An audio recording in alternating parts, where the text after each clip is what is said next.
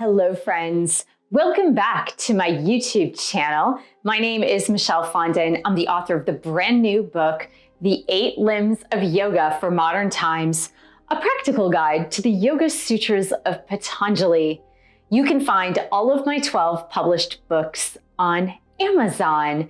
And today we are talking about Asteya, which is the third principle of the first limb of yoga. I know that's so confusing. The first limb of yoga are the Yamas, or ethical and moral guidelines. I already did the first 2 principles of the Yamas, and I'll put those links right here. And you can view those after this video, but this video is about the third principle, Asteya, non-stealing. If you're new to my channel, welcome. Thank you for subscribing below. Click on the bell, scroll up to all for all notifications, and thank you for giving the video a thumbs up. I am doing a free info session for my online meditation course that is on June 5th at 5 p.m. Pacific time. You can join this free info session by clicking on the link below, putting in your name, and I will send you a Zoom link for that free info session for my online meditation course. Let's talk a little bit about Asteya, non-stealing. But first, I'm going to read to you the Yoga Sutra pertaining to Asteya. To one established in non-stealing, all wealth comes. Yoga Sutra, chapter 2, verse 37. All right, we're going to talk about a principle that might trigger you a little bit. I'm just going to warn you ahead of time. This principle might trigger you as I'm going through it. So stick with it, stick with me. I assure you it will be worth it in the end. Every single religion or monotheistic religion, or even non-monotheistic religion, has some principle of not stealing, right? There's the 10 commandments, thou shalt not steal. And this is no different, even though the 8 limbs of yoga is not a religion, it's not religious dogma. When we're talking about moral and ethical guidelines, non-stealing is a huge one. But here, Patanjali makes a really big claim. When you are established in non-stealing, all wealth comes to you. Now, this is very similar to another principle in the Yoga Sutras. It's called Aparigraha, which is non-grasping, but we'll talk about that one later. So if I repeat myself when I'm talking about Aparigraha versus Asteya, just know that the two are so similar. They're very interlinked. Let's talk about this principle of stealing. Now, of course, you know the traditional, thou shalt not steal. You pretty much understand what that means. What it means is don't take something that doesn't belong to you. Don't take something without paying for it if it's for sale in a store. Therefore, no shoplifting as an example. But this principle goes a little bit deeper. In our modern world, things are very fuzzy when it comes to stealing versus not stealing. The boundaries have been fuzzy and fluid. Now, let me give you some examples of stealing versus non-stealing. So, for example, in the first days of the internet, there were companies where you could download music for free without paying royalties to the artists, for example. Can't remember what it's called now, not off the top of my head. But there were websites where you could download music for free. Now that is stealing. It's stealing because someone had to put forth the money to pay for the production of those songs, and that person is not getting royalties. And if you're downloading it for free, then that is stealing. It goes the same for digital content that was produced in other formats, for example, books, for example. And it comes in many other forms where you are compelled to maybe download a movie that just came out in the movie theaters for free on a torrent website. Now, the reason why many people in this example would consider that that's not stealing is because other people are doing it. A lot of other people are doing it. Maybe millions and millions and millions of people are doing it. And so because millions of people are doing it, you might justify the action because you might say to yourself, millions of people are doing it. So if I do it, it's no big deal. It's just a drop in the bucket because millions of people have already done it. But moral and ethical precepts are for you and you. They're really not designed for you to justify with other people. Now, moral and ethical guidelines happen so that we can live peacefully in a society. But when things are so fuzzy, when the boundaries are really, really fuzzy, and those ethical and moral boundaries tend to be more or less fluid, that's where we get into a lot of sticky territory. For example, in the case of downloading a book, for example, you might not be hurting yourself necessarily by downloading a book for free that you would normally have to pay for, but you would be hurting the artist of that book, right? And I had this debate with someone at a meetup one time. And it's true though, right? Because hours of blood, sweat, and tears go into creating a book. And if somebody puts it up on the internet to download for free, then that is stealing from the creator of that content. And so while you might be thinking, well, a lot of people are doing it, therefore I'm innocent, in essence, you're not really innocent, because what you're saying is, I am not worthy of the money to pay for this item. And that really leads us to this notion of poverty consciousness, right? It leads us to this notion that why do people steal? Why do people steal? Some people steal for fun. Some people steal to get away with it. In the example of someone who shoplifts, for example, they might steal to get away with it. Some people might steal because they're afraid of the consequences, as in the example of stealing someone's spouse, right? They might think, oh, it's not a big deal if their spouse doesn't find out, or if my spouse doesn't find out, not a big deal. We're not hurting anybody. But really, the stealing in that case with someone who's in a committed, not open relationship is maybe the fear of the consequence if you were to do something in order to free up yourself or that person. Some people steal because they think they don't have the money. And that is where we're getting into some gray areas where you're stealing because you think you have the right to steal. I'll give you an example. Back when Adobe Creative Suite, it was not called Adobe Creative Suite. It was sold as separateness, like you would own a software license for Photoshop, or you would own a software license for Premiere. Well, that company had priced it out for businesses. And so for individuals, it was extremely expensive. So a lot of people would download free copies of that software because they said, it is ridiculous the price that this company is charging to the individual when they have set the price for businesses and not for individuals. And so therefore the people would justify it because the company wasn't doing the right thing. Now, stealing is stealing is stealing is stealing, right? Whether it's justified or not justified, it is the act of actually doing that, of stealing. And it comes really from this sense of poverty consciousness. Now, there are other emotions involved in it, and those are the emotions of jealousy, greed, or envy. And we're going to talk about that a little bit. Now, you might be thinking here, okay, Michelle, I understand now why you gave us the trigger warning at the beginning of this video, because I'm starting to trigger you. I'm probably starting to trigger you at this point. But that is the whole point, to get you to think much deeper about this concept when things have become socially acceptable to steal, right?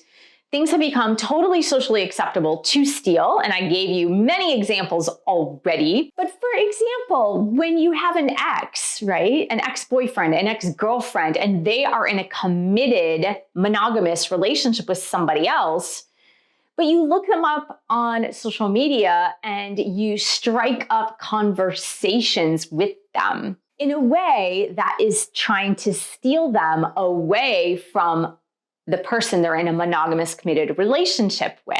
Now, you might be saying, well, they have free will, and if they're doing it, that's based on their free will. But if you know full on that they're in a committed monogamous relationship with another person, then by you pursuing that person in the same way, even if it's innocent, even if it's just as friends, you know that you are doing some sort of stealing, right? You're trying to take something that's not yours in a way. So let's talk about these emotions of jealousy, envy, and greed. So most people steal out of jealousy, envy, and greed. Most people don't steal for recreation, although some people do. Most people don't steal out of desperation, although some people do, right? We're talking about like a mother homeless in the streets with her 5 children, and she steals food so that her kids can eat. Some people would call that justified stealing, and it might be, rightfully so, justified stealing. But we're not even talking about that. We're talking about people that steal out of envy, jealousy, or greed. Now, we already talked about the jealousy piece. For example, an ex-boyfriend, girlfriend, you want to be with them. They're in a monogamous relationship with another. They might even be married to another person, and yet you constantly pursue them under the guise of friendship. But really, it's coming from a place of jealousy. That person is with another person. I want to be with that person. And so I'm going to do everything in my power to try to steal them away from their person, right? That's the example there. Or even if you are jealous of a friend who's doing better than you, if you're jealous of a friend who is in a better job, in a better house, has a better car, has a better lifestyle than you do, and you're not happy for them and elated for them, but rather you're sour toward them, or maybe you find some fault with who they are. The same thing goes with greed. Sometimes people steal out of greed or take things out of greed. And I'll give you an example that I put in the book. For example, if you're at a hotel and you say, okay, I paid so much money for this hotel, this is ridiculous. And then during the continental breakfast, you take as much food as you possibly can take, even though you couldn't possibly finish it all. And that really is taking out of greed, right? It's like you're just being greedy at that point. You're trying to justify it through the expense of the hotel, but really it's not coming from a place of abundance. It's coming from a place of lack. It's coming from a place of greed. And then, of course, there is that envy of someone who has a lifestyle that you don't have, has a job that you don't have, and you're constantly coveting or pining for what they have that you don't have.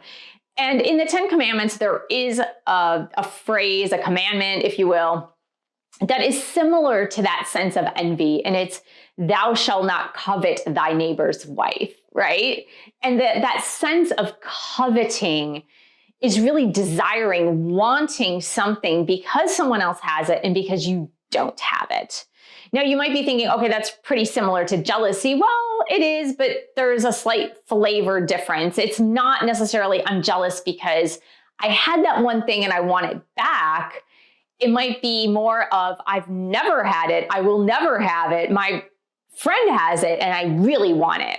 And so you might justify doing something negative, such as stealing, because of that envy, because you want something that someone else has. You never think in a billion years you could ever have it. And so you justify the stealing through that. Now, it can come in subtle ways. This reminds me of one of my all-time favorite books. It's a very short book. It's called The Science of Getting Rich by Wallace D. Wattles. And I have memorized this entire book. It's like 68 or 70 pages. I can't really remember. And I've actually memorized the whole book. I love this book. And he says, beware of the competitive mind. Beware of the competitive mind. Because the competitive mind urges you to steal. It's so true. When we have this competitive mind, it puts us in a poverty mindset. It puts us in this lack mindset. And we are more inclined to steal when we are in the lack or competitive mindset than when we believe that there's infinite abundance for everyone, everywhere. When we believe that there's infinite abundance everywhere, that we can access infinite abundance, then we have no desire to steal whatsoever because there is enough to go around. There's more than enough to go around, and there is more than enough to go around. And so when Wallace D. Wattles said, beware of the competitive mind, he was saying, take heed of your thoughts of competition. Because rest assured, if you are in thoughts of competition, you are in a lack mindset. When you're in a lack mindset, you are going to try to steal something from somebody else. Now, this is a very Western mindset. The Western mindset says, I must take mine before somebody else does. I must climb up that corporate ladder before the next person kicks me off the ladder, for example. And so when I say stealing can come in very subtle ways, that is a subtle way. If you're at work and you know you're up for promotion, but you also know that 2 other of your colleagues are up for promotions, you might do everything you possibly can to prevent the other 2 people from getting the promotion, or trying really hard, going into overdrive to try to get that promotion for yourself and steal it away from those that are also deserving of the same promotion. When you get into the competitive mind instead of the creative mind, you are in a stealing mindset, you're in a lack mentality mindset, and no wealth is going to come to you like that. The wealth might come to you temporarily if you're in that mindset, but as in the Yoga Sutra, chapter 2, verse 37 says, when you are in the mindset, when you are established in non-stealing, all wealth comes to you. Because you are in an abundance mindset when you don't feel in any way, shape, or form that you need to steal anything from anyone, from any source of anything, ever. You never need to take something that's not yours, or take something that you didn't earn, or you take something that you didn't pay for example. You never go there. Your mind doesn't even go there. And all wealth comes to you means abundance is everywhere. So you attract abundance to you because abundance is your birthright. And therefore, abundance will chase you down when you stop with this stealing mindset. I got to get mine before someone else does. I better take this because I paid for this and it was astronomical. So when you get out of that mindset and into the abundance mindset, and you understand the flow of the energy of the universe, that there is more than enough to go around, way more than you could ever possibly imagine, way more than you could possibly imagine in the universe for you. There's no need to steal. There's no need to heed the competitive mind and move into the creative mind, because the creative mind is where the abundance flow is. This is a big one. Like I said, in our Western society, in our modern society, we have this idea that stealing is okay, right? We just have this idea. We've socially accepted it. Now, it might not be breaking into someone's store and physically taking products off the shelves. It might not be that, but there's a lot of stealing that goes on the internet. And so when we socially accept stealing as something that is okay, it certainly spreads out into other areas of our lives. But just know this, that it is a constant reminder of those feelings of jealousy, envy, and greed, and also a poverty mindset. So we're trying to shift our mindset here into connection with source, into connection with the universe, or in Sanskrit, they call it Brahman. And when we're trying to align ourselves with universal source, the source of all abundance, we need to abandon the opposite of that. And the opposite of that is lack, right? So I hope this helps you to understand the principle of Asteya a little bit better, even if you did get triggered, because getting triggered is actually good. It means that you are thinking. You're thinking about your actions, your thoughts, your words, your deeds, and how you've been operating up until now. Have you been operating in poverty mindset, or have you been operating in an abundance mindset? That is for you to decide. So I hope this was helpful. Thank you so much for joining me here today. Thank you for subscribing to my channel below. Click on the bell so you can get notifications of all the new content that I put out on this YouTube channel, including the 8 Limbs of Yoga playlist. Thank you so much for your support of this channel. You can purchase one of my 12 published books. You can join my meditation course online. Don't forget to join me if you want to find out more about meditation in that free session on June 5th of 2025 at 5 p.m. Pacific time. You have to sign up though, because you'll get the Zoom link. Sign up below at the link below and you can join me on June 5th, and I will see you in the next video.